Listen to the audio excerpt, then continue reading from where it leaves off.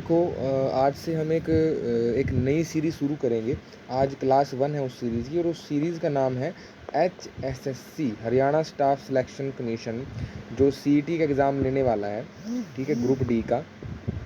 तो जो ये ग्रुप डी का आपका एग्ज़ाम होगा, ठीक है, जिसके अंदर आपकी जो साइंस है वो लगभग आपकी, अगर हम बात करें 10 से 15 नंबर की आपकी साइंस आपको देखने को मिलेगी। 10 से 15 नंबर की साइंस डेफिनेटली आपके एग्ज़ाम के अंदर आएगी।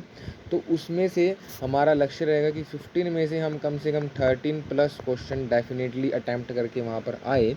तो उसके लिए आपको एक क्लासेस लेनी है, बिल्कुल फ्री ऑफ कॉस्ट आपकी क्लासेस होंगी। कोई आपसे पैसा नहीं लिया जा रहा है, केवल आपको चैनल को सब्सक्राइब करना है, लाइक करना है, और उस व्यक्ति तक इस वीडियो को पहुंचाना है जो कि पेड बैच नहीं ले सकता साइंस का।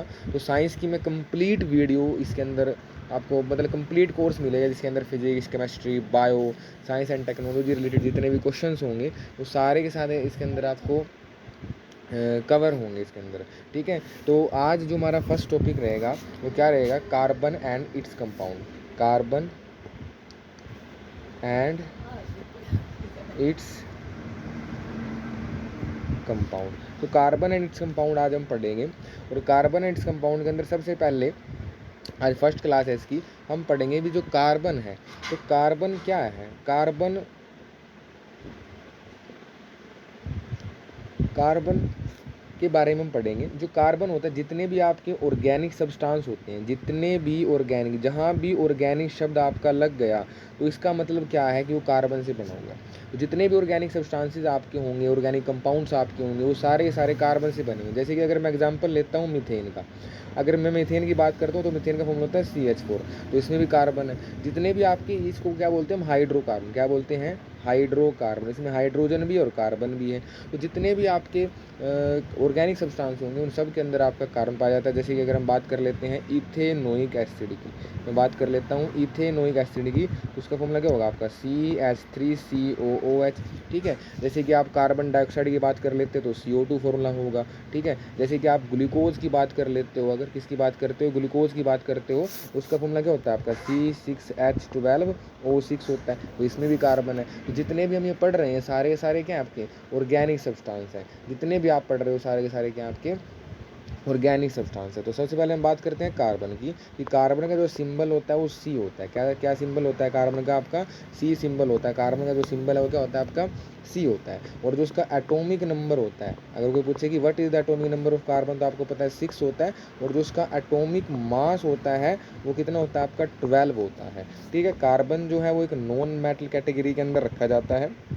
वैसे तो ये, अगर हम कार्बन की बात करते हैं, कार्बन का जो एटॉमिक नंबर है वो कितना है? 6 है। तो उसकी जो इलेक्ट्रॉनिक कन्फ्यूजन बनेगी कितनी बनेगी? 2 4। ये 4 इलेक्ट्रॉन ले भी सकता है और 4 इलेक्ट्रॉन दे भी सकता है। यानी कि इसी के वजह से ही कार्बन एक चैप्टर इंट्रोड्यूस हुआ 10th क्लास के अंदर। ये चैप्टर आपको देखने को मिलता है कि 4 इलेक्ट्रॉन ले भी सकता है और 4 इलेक्ट्रॉन दे भी सकता है। इसीलिए कार्बन के बहुत सारे कंपाउंड्स आपको देखने को मिलते हैं। ठीक है, और कार्बन से पेपर के अंदर भी क्वेश्चन बहुत सारे पूछे जाते हैं। ठीक है, इलेक्ट्रॉनिक कन्फ्यूजन हमने इसकी पढ़ ली। एटॉमिक मास इसका 12 होता है। अब देखो, जितना भी जो एटॉमिक नंबर होता है, एटॉमिक नंबर किसी भी चीज़ का एटॉमिक नंबर वो बराबर होता है नंबर ऑफ इलेक्ट्रॉन के, और इक्वल होता है नंबर ऑफ प्रोटॉन के। जैसे कि कार्बन का एटॉमिक नंबर कितना है? 6 है। तो उसके अंदर इलेक्ट्रॉन भी कितने अच्छे हैं? प्रोटॉन भी कितने हैं? 6 हैं। तो उतने ही इलेक्ट्रॉन उतने प्रोटॉन। जैसे मान लीजिए अगर मैं कार्बन का इलेक्ट्रॉनिक कन्फिग्रेशन लिखना चाहता हूँ तो कितनी बनेगी आपकी? इसका कितना एटॉमिक नंबर होता है? 6 होता है। तो 2 4 बनेगी। यानी कि अगर मैं बताते जैसे कि ये न्यूक्लियस है, तो पहली शेल में कितने इलेक्ट्रॉन है इसके? 2 इलेक्ट्रॉन। कितने इलेक्ट्रॉन है आपके? 2 इलेक्ट्रॉन है। अगर हम दूसरी शेल की बात करते हैं तो उसमें कितने इलेक्ट्रॉन है इसके? 4 इलेक्ट्रॉन। तो 1 2 3 4। ठीक है, और इसके अब इलेक्ट्रॉन कितने हैं इसके अंदर आपने देखा? टोटल इलेक्ट्रॉन कितने हैं? 6। और प्रोटॉन भी कितने हैं? 6। तो प्रोटॉन कहाँ पर आएंगे आपके? प्रोटॉन आएंगे आपके न्यूक्लियस के अंदर। तो 1 2 3 4 5 6। तो 6 प्रोटॉन इसके न्यूक्लियस के अंदर होंगे और इलेक्ट्रॉन बाहर। पहली शेल में 2 हैं, दूसरी में आपके कितने हैं? 4 इलेक्ट्रॉन। कितने की नीड है इसको? 4 की है। 4 ये दे दे या 4 ले लें, तब स्टेबल हो सकता है।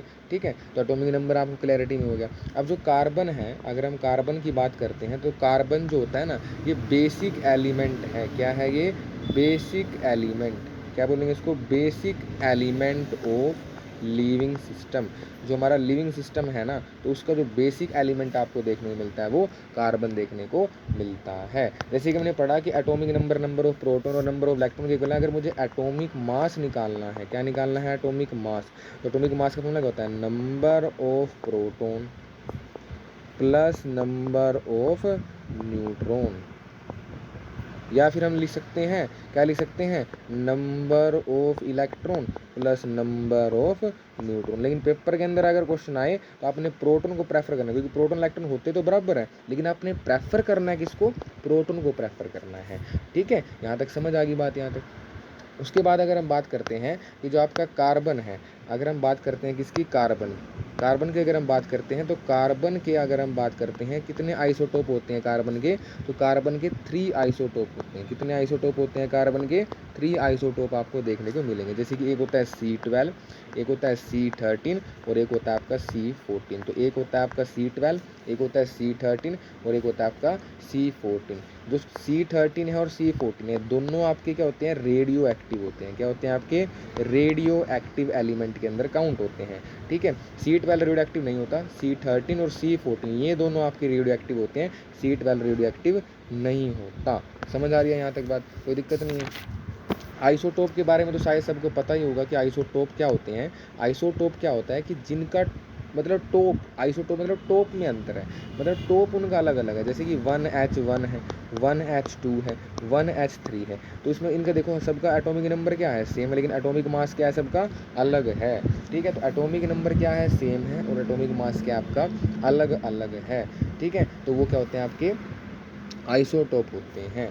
ठीक है, जैसे कि मैंने कहा कि आपका जो कार्बन 13 है, ठीक है, या कार्बन आपका 14 है, ये दोनों क्या है? आपके रेडियो एक्टिव एलिमेंट है। क्या है आपके दोनों ये? Radio active element. अब रेडियो एक्टिव एलिमेंट क्या होते हैं? रेडियो एक्टिव एलिमेंट वो एलिमेंट होते हैं जिनमें से क्या निकलती हैं? हार्मफुल रेज निकलती हैं। क्या निकलती हैं? हार्मफुल रेज निकलती हैं। तो वो आपके क्या होते हैं? रेडियो एक्टिव एलिमेंट होते हैं। जैसे कि आपने कार्बन के 3 आइसोटोप पढ़े हैं, एक पढ़ा आपने C12, एक पढ़ा आपने C13 और एक आपने क्या पढ़ा है? C14। 3 आइसोटोप आपने पढ़े हैं कार्बन के। अब ध्यान देना, इसके अंदर कितने इलेक्ट्रॉन हैं? 6 इलेक्ट्रॉन है। कार्बन के अंदर इलेक्ट्रॉन तो 6 ही होते हैं। अगर मैं इसका कार्बन 12 की बात करता हूँ तो 6C12 होता है ना, 6C13। ठीक है, 6C12, 6C13 और 6C क्या है? ये 14 है। नीचे एटॉमिक नंबर लिखते हैं, ऊपर एटॉमिक मास लिखते हैं, सबको पता होगा ये। तो इलेक्ट्रॉन कितने हैं इसके अंदर? 6 हैं। और प्रोटॉन कितने हैं इसके अंदर? 6 हैं। और न्यूट्रॉन कितने इसके अंदर हैं? तो न्यूट्रॉन भी इसके अंदर कितने हैं? 6 हैं। यानी कि इसके अंदर सारे 6 इलेक्ट्रॉन भी 6 हैं, प्रोटॉन भी 6 हैं और न्यूट्रॉन भी क्या है? 6 हैं। अगर मैं कार्बन 13 की बात करता हूँ तो उसके अंदर इलेक्ट्रॉन आपके कितने हैं? 6 हैं। प्रोटॉन कितने हैं इसके अंदर? 6 हैं। और न्यूट्रॉन कितने हैं इसके अंदर? 7, यानी कि 6 6 7। ठीक है, अगर मैं कार्बन 14 की बात करता हूँ तो इलेक्ट्रॉन इसके अंदर 6 हैं, प्रोटॉन इसके अंदर 6 हैं और न्यूट्रॉन इसके अंदर कितने हैं? 8 हैं। आपने क्या देखा कि यहाँ कोई अंतर नहीं है, 6 6 6। यहाँ देखा हमने अंतर आ गया, यानी कि इसमें और इसमें अंतर आ गया। यहाँ पर हमने देखा 6 6 8, इसमें और इसमें क्या आ गया? आपका अंतर आ गया, यानी कि इसमें और इसमें अंतर है, इसमें और इसमें अंतर है, यहाँ कोई अंतर नहीं, यानी कि ये तो ये रेडियो एक्टिव है ही नहीं। जैसे जितना ज़्यादा अंतर बढ़ता जाएगा, जैसे यहाँ 1 का अंतर है, यहाँ 2 का अंतर है, तो वो उतना ही रेडियो एक्टिव होता चला जाएगा। तो जितना डिफरेंस बढ़ेगा, यानी कि मोर डिफरेंस, अगर जितना ज़्यादा डिफरेंस होगा तो उतना ही वो ज़्यादा क्या हो जाएगा? रेडियो एक्टिव होता चला जाएगा। उतना ही ज़्यादा वो क्या होता चला जाएगा? आपका हार्मफुल होता चला जाएगा। आई थिंक यहाँ तक आपको समझ आ गई होंगी ये बातें। अब आपको पता है कि जो कार्बन है, कार्बन की अगर हम बात करते हैं तो कार्बन का यूज़ किस लिए किया जाता है? एज को डिटरमाइन करने के लिए। यानी कि किसी भी चीज़ की हम एज कैसे डिटरमाइन करते हैं? तो हम उसके कार्बन के थ्रू कर सकते हैं। यानी कि जो C14 है ना, जो रेडियो एक्टिव आप बोल रहे थे हम, तो C14 जो है इसका यूज़ कार्बन डेटिंग के लिए करते हैं। किसके लिए इसका यूज़ करते हैं? कार्बन डेटिंग के लिए करते हैं। मतलब इसकी सहायता से हम एज का निर्धारण कर सकते हैं, एज को डिसाइड कर सकते हैं कि कितनी कोई पुरानी चीज़ है। तो जीवों की आयु के निर्धारण में जीवों में कार्बन ही तो पाया जाता है, और कार्बन पाया जाता है तो हम क्या निकाल सकते हैं? उसकी एज निकाल सकते हैं। ये आपको पता होना चाहिए यहाँ तक बात। ठीक है, अगर हम पीरियोडिक टेबल की बात करते हैं, आप सब ने पीरियोडिक टेबल पढ़ी होगी। अगर हम पीरियोडिक टेबल की बात करते हैं, जो कार्बन है पीरियोडिक टेबल के अंदर क्या होते हैं? ग्रुप होते हैं, और एक क्या होता है? आपका पीरियड होता है। तो कार्बन कौन से पीरियड में आता है? आपका सेकेंड पीरियड में आता है। और ग्रुप कौन सा है इसका? 14वां ग्रुप है। 14वां ग्रुप है या फिर उसको बोलते हैं फोर्थ ए, क्या बोलते हैं, फोर्थ ए ग्रुप बोलते हैं। ठीक है, तो कार्बन कौन से पीरियड में आता है, सेकेंड पीरियड में आता है। और ग्रुप कौन सा है इसका, 14वां ग्रुप है। कार्बन जो है, कार्बन आपका पी ब्लॉक एलिमेंट है। अगर पेपर के अंदर आ जाए कार्बन कैसा एलिमेंट है, तो कार्बन एक आपका पी ब्लॉक एलिमेंट है जो कि नॉन मेटल कहलाते हैं। ये आपको क्लैरिटी होनी चाहिए। अगर हम बड़े लेवल की बात करते हैं तो कार्बन एटॉमिक नंबर कितना है, 6 है। तो उसके इलेक्ट्रॉनिक कन्फिग्रेशन कैसे लिखते हैं, 1s2 2s2 और 2p2। या आप 12th में पढ़ते हैं, 12th में इलेक्ट्रॉनिक कन्फ्यूजन होती है। इसी पेपर के पॉइंट ऑफ व्यू से इतनी इंपॉर्टेंट नहीं है, लेकिन आपको जानकारी होनी चाहिए। 1s2 2s2 और 2p2 होती है। ठीक है, आपको पता है कि टोटल ग्रुप कितने होते हैं पीरियोडिक टेबल के अंदर, टोटल ग्रुप अगर पेपर के अंदर आ जाए तो टोटल ग्रुप इसके अंदर होते हैं 18 होते हैं। और अगर कोई पीरियड पूछता है आपसे तो पीरियड कितने होते हैं आपके, 7 पीरियड होते हैं। ठीक है, अब कार्बन की अगर हम बात करते हैं तो कार्बन की होती है 2 4, तो ये 4 इलेक्ट्रॉन लूज भी कर सकता है और 4 इलेक्ट्रॉन ये गेन भी कर सकता है। तो ये मेटल भी हो सकता है और क्या हो सकता है आपका, नॉन मेटल भी हो सकता है। यहाँ तक तो हमने पढ़ ही लिया था। अगर हम बात कर सकते हैं जो कार्बन होता है, ठीक है, कार्बन रिएक्शन मान लें कंपाउंड बहुत सारे बनाता है। कोई भी चीज़ कंपाउंड कब बनाएगी, जब उसको उसके साथ मिलकर अच्छा लगे। अब मान लीजिए कार्बन है, कार्बन क्या करता है, जैसे कि हाइड्रोजन के साथ कंपाउंड बनाता है। इस प्रकार से इसके कितने इलेक्ट्रॉन होते हैं, मान लीजिए एक इलेक्ट्रॉन यहाँ, एक यहाँ, एक यहाँ, एक यहाँ। तो हाइड्रोजन का भी अपना एक होता है, इस हाइड्रोजन का भी अपना एक है, एक हाइड्रोजन इसका भी अपना एक है, एक इसका भी अपना है। तो इसके साथ बना लेगा, इसके साथ बना लेगा, इसके साथ बना लेगा, और इस प्रकार से क्या बन जाएगा, ये मीथेन बन जाएगा। तो कार्बन ने क्या किया, 4 इलेक्ट्रॉन इसके पास थे। अब कितने हो गए, 1 2 2 3 4 5 6 7 8, यानी कि इसने 8 इलेक्ट्रॉन कर लिए।